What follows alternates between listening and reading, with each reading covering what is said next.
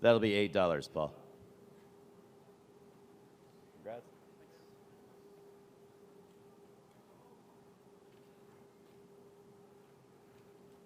We're joined at this time by the head coach of the Virginia Cavaliers, Tony Bennett, and student athletes Kyle Guy and Ty Jerome.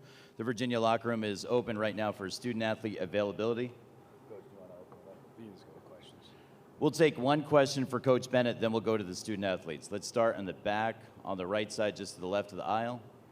Olivia's going to come up and meet Mike. Hey, Tony, Mike Barber, Richmond Times-Dispatch. I can't hear you. That's the back right microphone, Matt. Tony, Mike Barber. I can probably hear you if you drop and say it. Go ahead.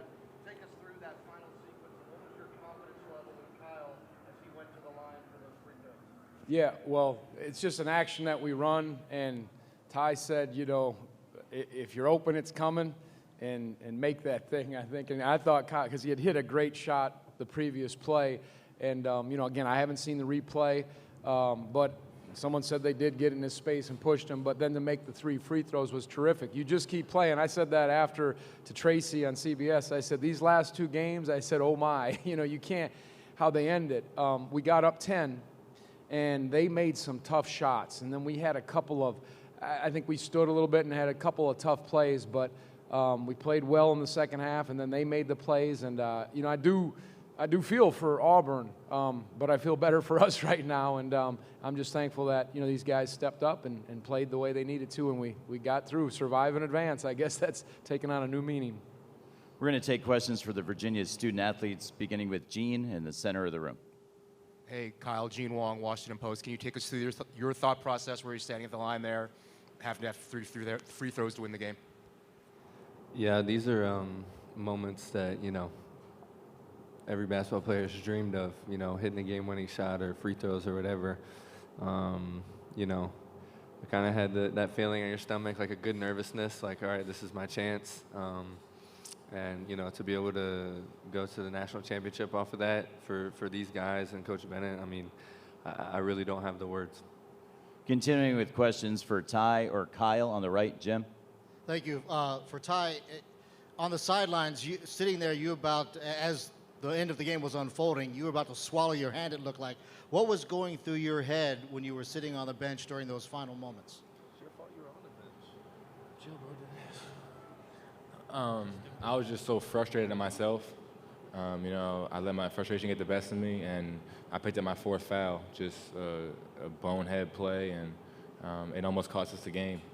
So luckily, you know, we somehow came out on top, so I get another chance to play Monday, but to put myself on a bench and leave my teammates like that in crunch time is a terrible decision.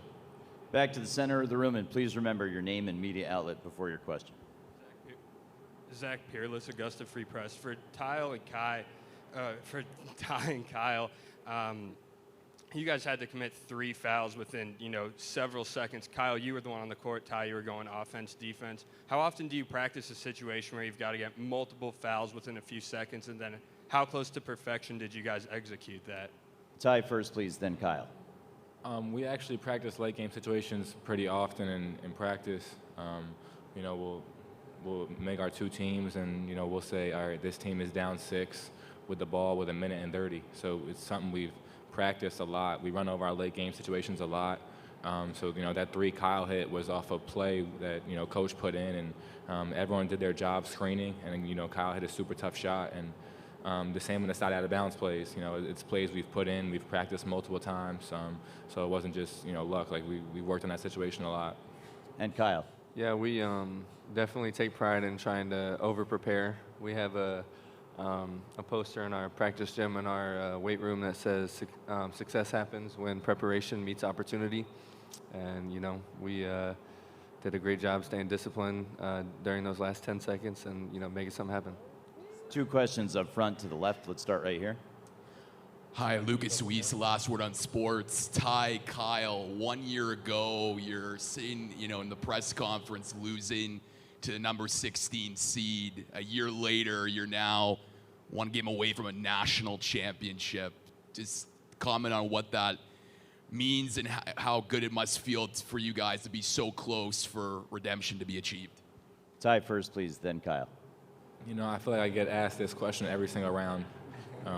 Every round we advance, and every round I say the same thing almost, and it feels a little bit sweeter, but you know, to think this time last year we were starting our spring workouts, and to still be playing at this point in the season with, after tonight, one other team in the whole country on the stage that you dream about since you're a little kid, it's an unreal feeling, and you know, we're gonna do everything we can to finish the job. Kyle, same question. Yeah, not much to add. Just, you know, you guys can ask that question again on Monday. On the left toward the front, Pat. Yeah, Kyle, were you waiting for a whistle on that? And then do you have an internal dialogue at all when you're going to a free throw line of anything you say to yourself? Yeah, I knew. I heard him call it right away.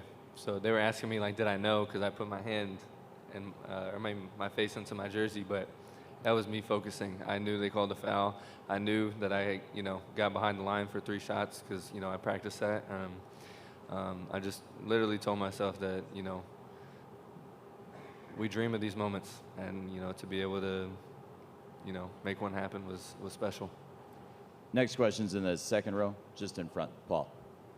Paul Woody, Richmond Times-Dispatch. This is for Kyle. How many times have you stood in your driveway on an outdoor court or just in a practice gym by yourself and said 3 free throws to win the game or tie the game? And after Tennessee called the timeout, it looked like you didn't go into the huddle. You just sort of walked around the edge. Were you trying to not get caught up in any conversations? Yeah, I didn't want anything to do with my teammates or my coaches at that time. I just wanted to, you know, be in my own space. I knew they had confidence in me, so I was just building up my own. And I, you know, practice. Huh? Oh, yeah. No, I mean, you know, we all practiced those shots as a kid. They're probably a little bit more spectacular than free throws, but whatever it takes to win.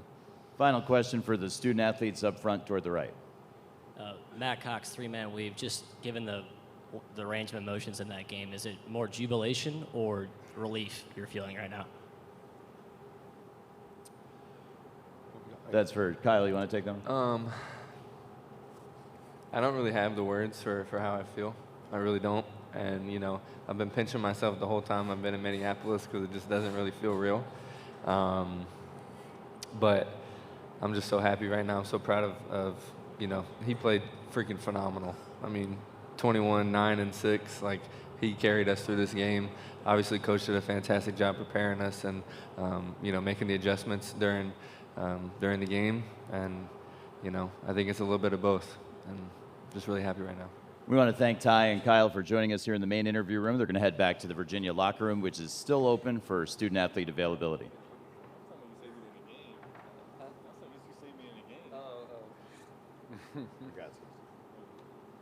Looking for questions for Coach Bennett. Let's start in row number 4 on the left of the aisle. Your name and media outlet. Coach Dane Mizutani with the St. Paul Pioneer Press. DeAndre Hunter had a huge stretch early in the second half. Just how big was his, you know, imposing force in kind of getting that game turned around? I'm having a hard time hearing. There's a fan. Matt, can you turn the monitor up a little bit? Yeah, I thought his second half was key for us. I thought we played good basketball in the second half to get up that, but he attacked. First half, you know, they're athletic and they're quick, but DeAndre really did the things we needed. Got us different kinds of baskets, you know, whether he could drive, got a couple offensive rebounds, and really a very strong second half for sure. Coach, a little further back to the left of the aisle. Mike. Tony, Mike Barber, Richmond Times-Dispatch again. Go ahead. Okay. I wanted to ask you, in the first half, Auburn did not hit many three-pointers. You guys did not turn the ball over, and yet they were right there and had the lead at halftime. How concerning was it that it seemed like you were doing what you needed to do? Well, I thought we had some errors defensively. One, we weren't back the way we needed to against them, and we made a little adjustment at halftime to hopefully help with that. And then we let the ball get in the lane too much. We weren't what we thought we needed to do, impacting the ball handler, even if it got close to a ball screen. They kind of run a dribble drive, and they run these little brush screens, and they were getting downhill, touching the paint, and that put too much pressure. They're so quick, and they went by us, and we needed to collectively, I say, build a wall or impact when we could, and I thought we improved on that in the second half. And, you know, we tried to move them, and it was just they didn't shoot it as well in the second half. But for the most part, we handled the ball pretty well. But, yeah, that was, hey, we're taking care of the ball. But I knew it was our transition defense and how much they were getting in the paint and offensive rebounding, areas that you're not going to win if you don't clean those up. And then they made the plays down the stretch. Right in the center, second row, Paul. Tony, Paul Woody, Richmond Times-Dispatch. You said Kyle making those three free throws was terrific. Is that a strong enough word for that situation, that you've got a career, a season, so many things on the line?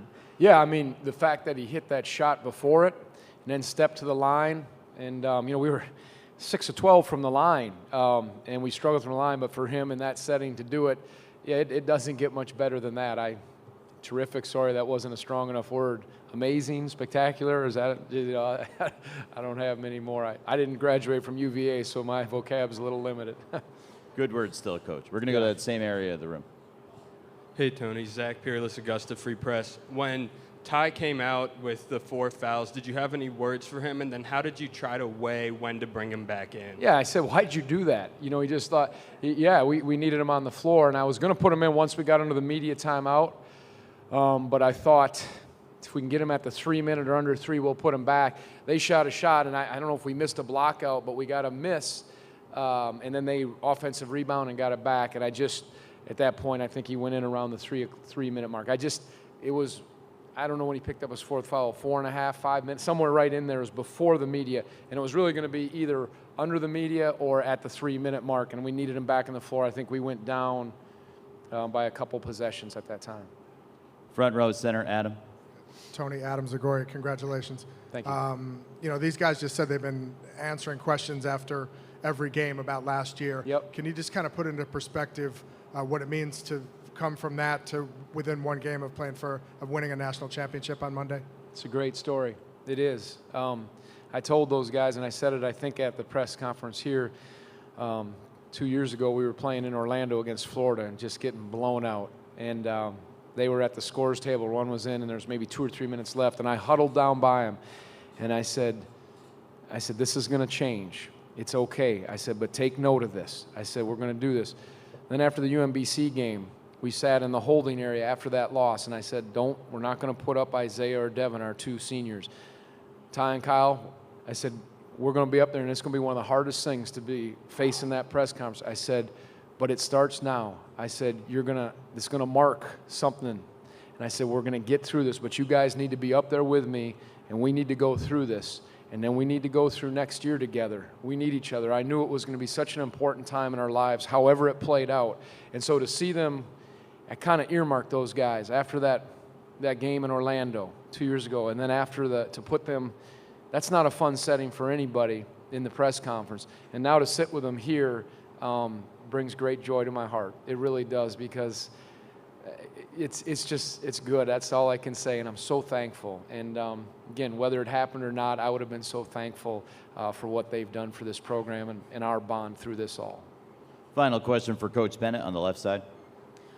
Coach Lucas Weiss, last word on sports. Sincere congratulations on the win. Thank you. You come from a basketball family with your father and your brother. I don't have a brother, with my sister. Oh, your sister. Sorry, your sister. I always wanted a brother, but no. Just comment on what credit do you owe them to getting to where you are now, 1 game away from a national championship? Huge. I mean, so many people have poured into my life basketball-wise, but I've said this before. What my dad did for me, he took Wisconsin to the Final Four. He retired, and then he decided to come out of retirement. We went to Washington State, and I was his assistant or associate head coach, and he took the Bullets for 3 years. It was hard. He lost. He had been at the top, and he did it. And he said, I can't go anymore, but I think you have a chance. I don't know if you can turn it around, but talk about a father's love for a son in that regard. He basically, at the end of his career, said, I'm going to try to help you rebuild it. Here you go, son. You got a chance. I wouldn't be here without that. And then my sister, Kathy, was a great player and a great coach. But my wife, my children, my mom, I understand when you're a coach's son, it's everybody. So I'm humbled. And I stand in awe of this journey. I really do, and I really am thankful for it. And but mom, dad, wife, kids, sister, it's all there. We'd like to thank Coach Bennett for joining us here in the main interview room.